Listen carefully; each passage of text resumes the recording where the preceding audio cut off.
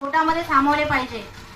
तर नुसते ज्ञानियाची नाही, भक्ताची नाही, तर अन्य लोकांचे सुद्धा जे दोष पोटी घालण्याची क्षमता ज्या व्यक्तीमध्ये आहे तेच परमेश्वराचे काय बनू शकतात? आई वडील. परमेश्वराचे आई वडील बनण्याचे जर पुण्य तुम्हाला प्राप्त करून घ्यायचं असेल तर तुम्हाला तुमच्या अंतःकरणामध्ये सर्वांचे दोष सामावण्याची क्षमता उत्पन्न झाली पाहिजे. कारण की आपण फक्त आपल्या मुलांचेच दोष आपल्या पोटामध्ये घालतो, सर्वांचे घालतो का? नाही. आज इथे जे साधू संत उपस्थित आहे, जसे आता हे ज्ञानोबा दर्यापूरकर आणि हे गोवर्धन मुनी दर्यापूरकर, आमचे श्याम बाबाजी, हे तुम्हाला साधू वेशामध्ये काबर दिसतात? हे त्यांचे प्रयत्न आहे की आम्हाला कुठेतरी परमेश्वर प्राप्त झाला पाहिजे.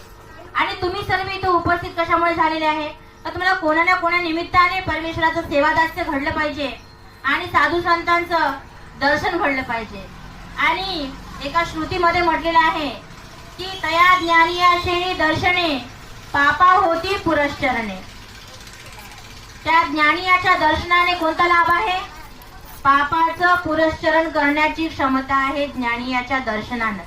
तर तुम्ही विचार करा, हे मंदिराचं एवढं मोठं जे तुम्हाला दिव्य भव्य मंदिर निर्माण करून दिलं, तर हे कशासाठी? की तुमच्याकडे जे लोक येतात साधू संत, तर तुम्ही त्यांचं दर्शन घेतलं पाहिजे, त्यांना दंडवत केलं पाहिजे, तुम्ही त्यांचं ज्ञानार्जन केलं पाहिजे.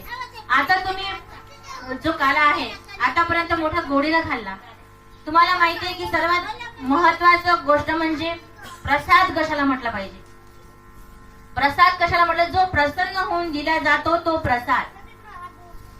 तर मग काय खाण्याचाच प्रसाद प्रसन्न होऊन दिला जातो काय? नाही ना. परमेश्वराने आपले वस्त्र दिलेले आहे प्रसन्न होऊन, परमेश्वराने आपल्याला दाढ दिलेली आहे, परमेश्वराने आपल्याला केस दिलेले आहे देवाचे, की बा मी गेल्यानंतर या वस्तूंची जोपासना करून तुमच्यासारखे जे उपदेशी जे ज्ञानी लोक आहेत की त्यांनी त्याला नमस्कार करून परमेश्वराची आठवण करावं आणि ते तिथे जाऊन ते वंदन करणं ही काही साधी गोष्ट नाहीये. आपल्याला हे आता उपलब्ध आहे. हे मंदिर आता आपल्याला जागोजागी उपस्थित आहे. ते कशासाठी आहे? की तुम्हाला तुमचे अडथळे दूर झाले पाहिजे आणि तुम्हाला परमेश्वर धर्म म्हणजे सतर्क त्याच्यामध्ये तुम्हाला राहता आलं पाहिजे, काही ना काहीतरी घेता आलं पाहिजे. म्हणून परमेश्वर ही वारंवार जन्म घेतात. कशासाठी घेतात? जसा त्रेता युगामध्ये श्री दत्तात्रय महाराजांनी जन्म घेतला, तर परमेश्वराचं कार्य काय आहे? देवाने जन्म कुठे घेतला? बद्रिकाश्रमला. आणि देवाने अनेक भक्तिजनांना दर्शन कुठे दिलं? सह्याद्रीचे चुळके सह्याद्री पर्वतावर. तिथे परमेश्वराने आपला तेजच फारलेला आहे. कशासाठी आले? माहूरला. एका दैवल्य ऋषी नामक एका ऋषीने काय केलं? एक तप साधना मांडली आणि त्या तप साधनेमध्ये त्याला परमेश्वराला प्रसन्न करून घ्यायचं होतं आणि त्याने रोज आंघोळीला जायचा आणि वाळू मुठमुठ घेऊन यायचा आणि तिथे लिंग निर्माण केलं. लिंग निर्माण केल्यानंतर त्या दैवल्य ऋषीची कोणीतरी खिल्ली उडवली होती आणि त्याला वाटलं की माझी कोणीही अशी खिल्ली उडवली, पण माझं म्हणजे मी पण आता त्यांना प्रत्युत्तर देणार. म्हणून त्यांनी सुद्धा काय केलं? ते वाळू आणायचं आणि तिथं तप साधनेला बसायचं दिवसभर. आंघोळीला जायचं, तिथून वाळू आणि तप करत बसायचं. एक दिवस त्या ज्योतिर्लिंगातून इतका प्रकाश निघायला लागला, इतका म्हणजे अग्नीच्या ज्वाला त्याच्या 12 कोसाच्या भोवताल निघायला लागले. आणि मग अशा ज्वाला निघताना त्या 12 कोसामध्ये पशु पक्षी सुद्धा जाऊ शकत नव्हते, कारण की गेल्यानंतर ते तात्काळ भस्म होऊन जायचे. कारण की तुम्हाला माहिती आहे अग्नीचा चटका किती लागतो. त्या पद्धतीने तिथे ते 12 कोसामध्ये पशु सुद्धा झेप घेऊ शकत नव्हते. आणि म्हणून ब्रह्मा विष्णू महादेवाला सुद्धा शंका पडली की आता याचं तप कसं थांबवायचं, कारण की 12 कोसामध्ये कोणी येणं जाणं करू शकत नव्हते. आणि म्हणून त्यांनी बद्रिकाश्रम मध्ये वास्तव्य असलेल्या श्री दत्तात्रय महाराजांना विनंती केली की बाबा तुम्ही चला, आमचं या अग्नीपासून तुम्ही संरक्षण करा, कारण की हा तेज इंद्राच्या आसनाला सुद्धा जळून भस्म करणारा तेज आहे. तर या तेजापासून आम्हाला कोण संरक्षण करणार? म्हणून श्री दत्तात्रय महाराजांना तिथे बोलवण्यात आलं. कुठे? माहूरला. तिथे आल्यानंतर श्री दत्तात्रय महाराजांनी आकाशावर हात भिडवला आणि ती लिंग जी होती आकाशाला जवळपास भिडणारी त्या लिंगाला दाबत दाबत दाबत आणली. आणि मग हे ऋषी आले आणि ऋषी म्हटले की माझ्या इथपर्यंत कोणी पोहोचू शकत नाही, पशु पक्षी हे कसे पोहोचले, काही साधारण व्यक्ती नाही. म्हणून त्यांनी काय केलं, तिथे पटकन श्री दत्तात्रय महाराजांचे चरण धरले आणि त्यांना म्हटलं की बाबा मी आता समजलो की तुम्ही कोण आहे, कारण की इथे कोणी येऊ शकत नाही माझ्याशिवाय आणि साधारण पुरुष तर अजिबात येऊ शकत नाही. तर मला माहित आहे की मी ज्याच्यासाठी आतापर्यंत तपाला बसलो ते तुम्ही आलेले आहे बा. तर मी तुम्हाला विनंती करतो की जितकं आता तुम्ही हातभर पिंड आहे ही तेवढी माझी साक्ष म्हणून राहू द्या. म्हणून ती पिंड जी आहे श्री दत्तात्रय महाराजांच्या काय झाल्या स्पर्शाने पावन झालेली आहे. आणि म्हणून त्या पावन झालेल्या पिंडाला आपण काय करतो, नमस्कार करतो आणि काय म्हणतो, श्री दत्तात्रय महाराजांच्या पवित्र सेवा संबंधास माझे दंडवत प्रणाम. एवढं तुम्हाला म्हणावंच लागेल. कारण की आपण जर नुसतं जाऊन डोकं टेकवलं तर तो नमस्कार देवाला जाणारा नाही. नमस्कार करताना उच्चारण महत्वाचं आहे. आता तुम्ही जर देवळामध्ये आलेले आहे, तिथे श्री दत्तात्रय महाराजांचे विशेष आहे. तिथे श्री दत्तात्रय महाराजांचे, श्री चक्रधर स्वामी महाराजांचे, श्री चक्रपाणी महाराजांचे, श्री गोविंद प्रभू महाराजांचे आणि श्री चक्रधर स्वामी महाराजांचे विशेष आहे. ते विशेष काही साधारण विशेष नाही आहे. कारण की जर तुम्ही देवालयामध्ये एखादी लंगडा गोपाळ कृष्ण आणून ठेवला असेल तर तो नमस्कारी नाही आहे. काहून की श्री चक्रधर स्वामीने सांगितलं, एक भक्तीजन होती औसा नावाची, तिच्याजवळ एक जोगला देवी होती आणि एक श्रीकृष्णाची छोटीशी लंगडा श्रीकृष्ण होता. मग देवाने सांगितलं, बाई तुम्ही आजपासून आमच्या झाल्या ना तर तुम्ही या जोगला देवीला पाण्यात बुडवून टाका.